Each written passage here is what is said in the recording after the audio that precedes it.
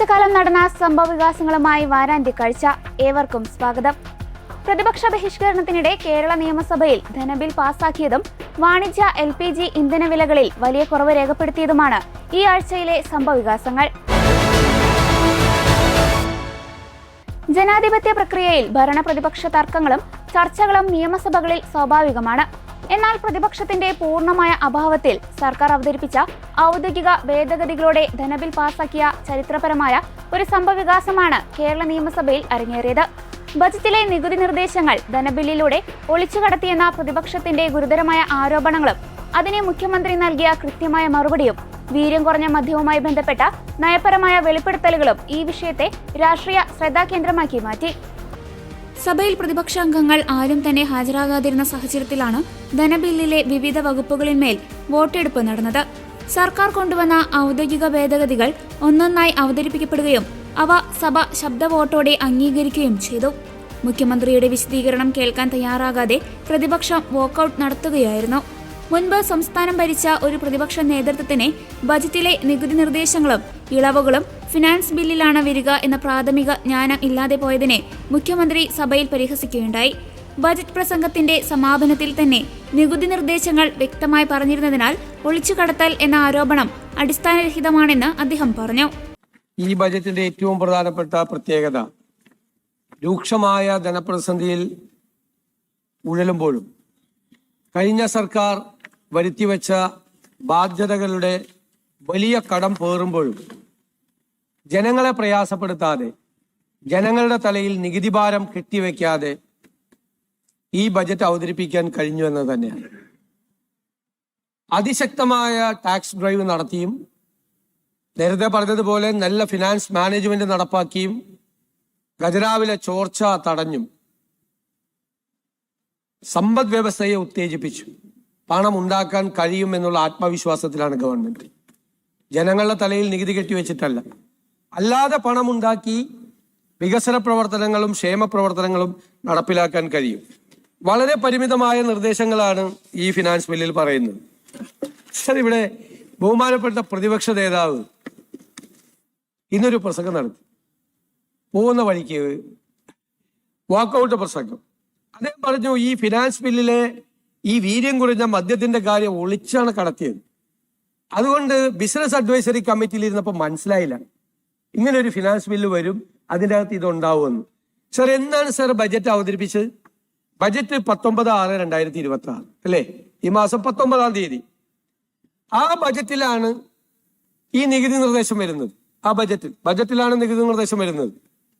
Sir, എന്നാണ് BSE കൂടുന്നത്? 23/6-നാണ് BSE കൂടുന്നത്.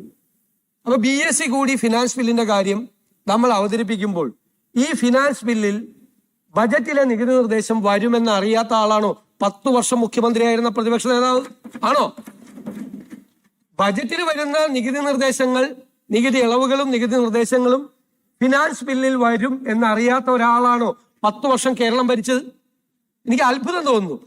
എന്നിട്ട് ഒളിച്ചു കടത്തിയെന്ന് ഈ ഫിനാൻസ് ബില്ലിൽ ഈ വിഷയം ഫിനാൻസ് ബില്ലിൽ ഒളിച്ചു കടത്തിയതല്ല, ബജറ്റിൽ അവതരിപ്പിച്ചാണ് ടാക്സ് നിർദ്ദേശം. ഞാൻ അതിന്റെ സാഹചര്യങ്ങൾ ബജറ്റിന്റെ സമാപന പ്രസംഗത്തിൽ ഞാനൊന്ന് പറഞ്ഞു. അത് കേൾക്കാതിരിക്കാൻ വേണ്ടിയിട്ടാണ് വാക്കൗട്ട് ചെയ്യുന്നത് എനിക്കറിയാം. ഞാനത് ഒന്നുകൂടി പറയുമെന്നറിയാം. എന്നാലും റെക്കോർഡിൽ കിടക്കട്ടെ, പറഞ്ഞിട്ട് പോയതല്ലേ. ഈ ഫയൽ ആരംഭിക്കുന്നത് 16/11/2021 അത് കഴിഞ്ഞതിന് ശേഷം ഇവരുടെ സെക്രട്ടറിയുടെ ഒരു കുറിപ്പുണ്ട്. കുറിപ്പ് എന്താണെന്നറിയാമോ? വീര്യം കുറഞ്ഞ മദ്യത്തിന്റെ ലഭ്യത പ്രോത്സാഹിപ്പിക്കണമെന്ന് ഇക്കാര്യത്തിൽ നിയോഗിച്ചിട്ടുള്ള AP Udayabhanu commission justice Ramendran committee ശുപാർശ ചെയ്തിട്ടുള്ളതാണ്. വിൽപ്പന കേരള സ്റ്റേറ്റ് ബിവറേജ് കോർപ്പറേഷൻ മുഖേന ആയതിനാൽ നിശ്ചിത പ്രായപരിധിക്ക് മുകളിലുള്ളവർക്ക് മാത്രമേ ലഭിക്കുന്നുള്ളൂവെന്ന് ഉറപ്പുവരുത്താവുന്നതാണ്. നമ്മുടെ കാലത്തല്ല, 2021 ആയതിനാൽ ഇത്തരം മദ്യം ജനങ്ങൾക്കിടയിൽ, പ്രത്യേകിച്ച് വിദ്യാർത്ഥികൾക്കിടയിൽ വ്യാപകമാകുമോ എന്ന ആശങ്കയ്ക്ക് അടിസ്ഥാനമില്ലാത്തതാണ്.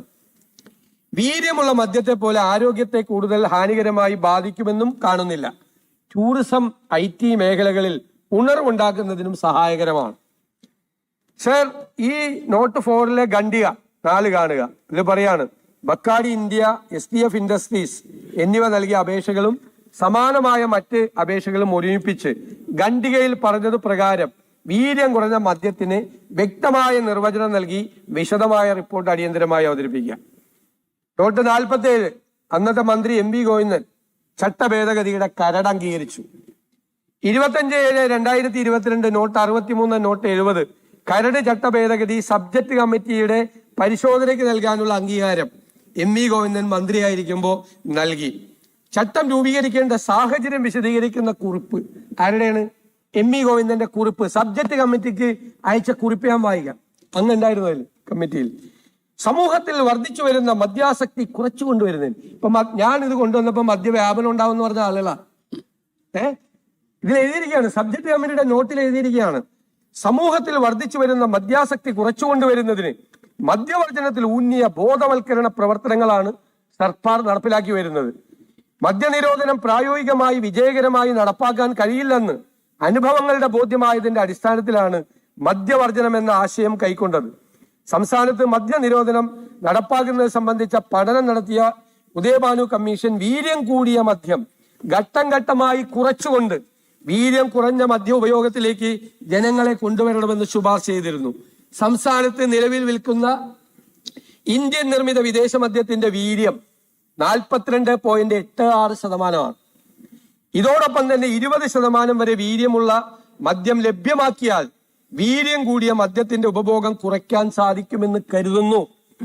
2022-23 മദ്യനയത്തിൽ, ഇവരുടെ തന്നെ മദ്യനയത്തിൽ, പഴയ ഗവൺമെന്റിന്റെ 20% വരെയുള്ള വീര്യം കുറഞ്ഞ മദ്യം വിപണനം നടത്തുന്നതിന് അനുമതി നൽകുന്നതിനുള്ള തീരുമാനം എടുത്തിരുന്നു. അതിന്റെ ഭാഗമായി 0.5% മുതൽ 20% വരെ വീര്യമുള്ള മദ്യവിൽപ്പന നടത്തുന്നതിന് അനുമതി നൽകുന്നതിനായി വിദേശ മദ്യ ചട്ടങ്ങളിൽ ഭേദഗതി വരുത്തുന്നതിനുള്ള കരട് ചട്ടം തയ്യാറാക്കിയിരുന്നു. പ്രസ്തുത കരട് ചട്ടം നിയമസഭാ സബ്ജക്ട് കമ്മിറ്റിയുടെ പരിശോധനയ്ക്ക് സമർപ്പിക്കുന്നു. സാർ, ഇത് വെച്ചിട്ട് ഫോറിൻ ലിക്കർ റൂൾസിൽ അമെന്റ്മെന്റ് നടത്തി.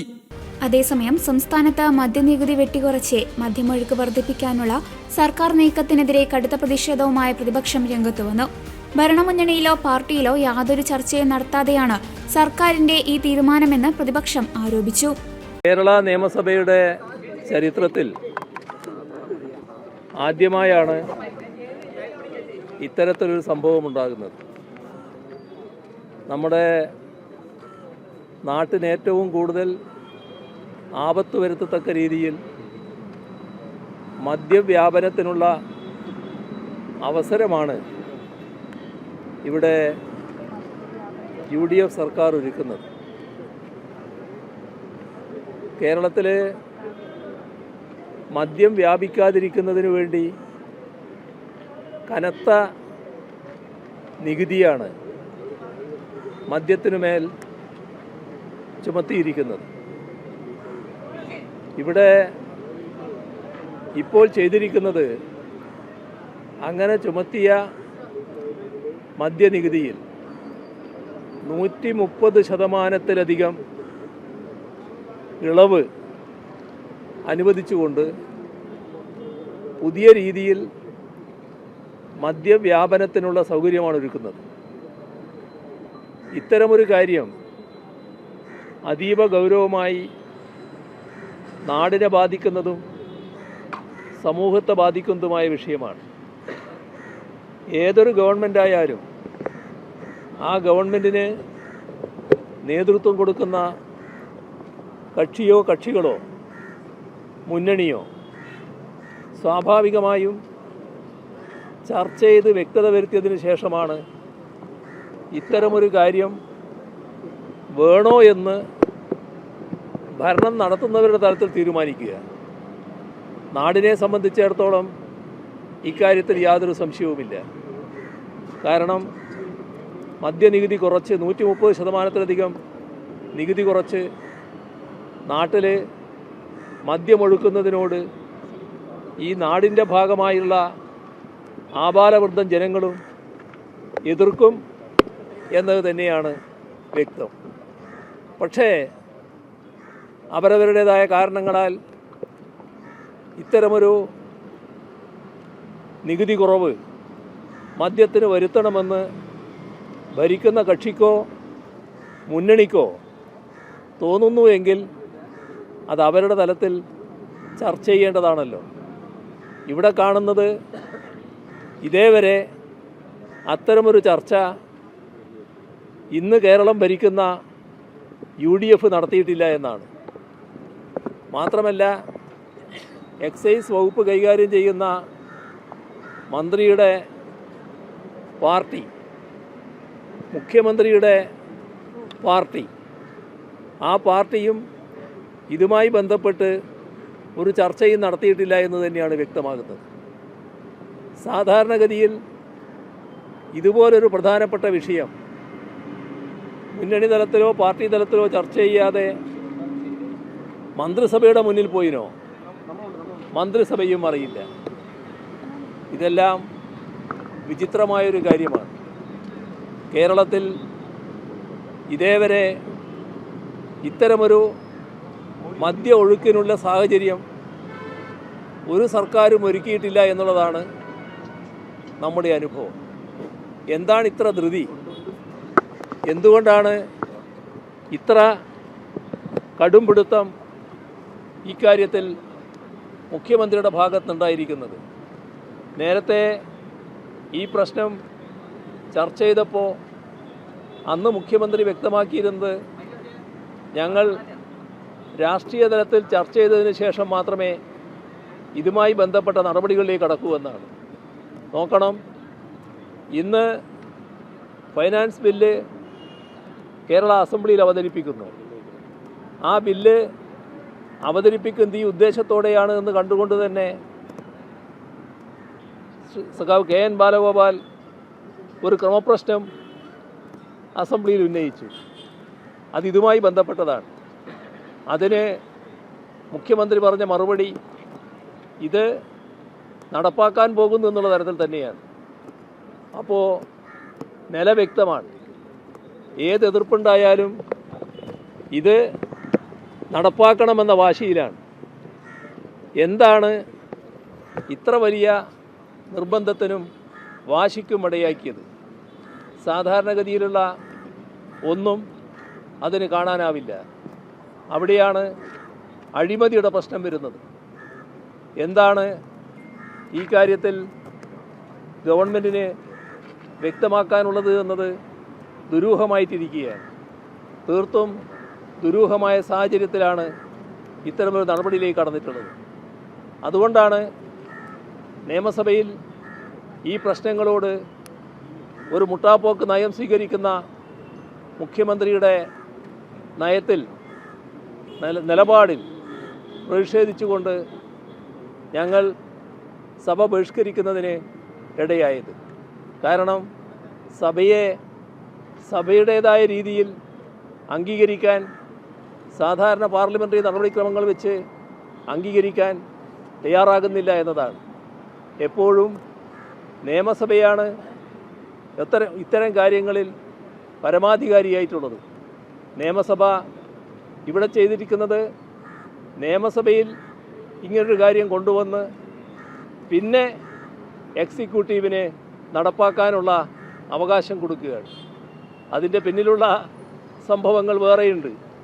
ഏതായാലും നിയമസഭയുടെ മേലെ എക്സിക്യൂട്ടീവിനെ പ്രതിഷ്ഠിക്കാനുള്ള ഒരു ശ്രമം കൂടി ഇതിൻ്റെ ഭാഗമായി നടക്കുകയാണ്. അപ്പോൾ അതിലൂടെ വലിയ തോതിലുള്ള അഴിമതിക്ക് അവസരമൊരുങ്ങും എന്നതാണ് നാം കാണേണ്ടത്.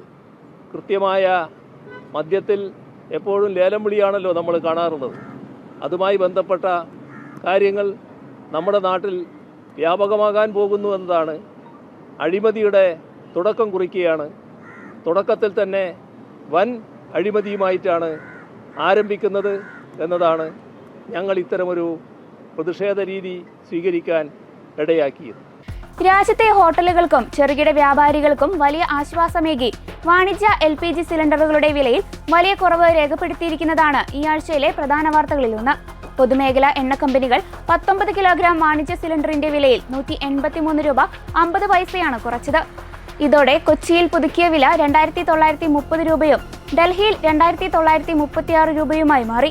കഴിഞ്ഞ 3 മാസത്തോളമായി തുടർച്ചയായി വില വർദ്ധിച്ചുകൊണ്ടിരുന്ന സാഹചര്യത്തിലാണ് പെട്ടെന്നുള്ള വിലക്കുറവ്.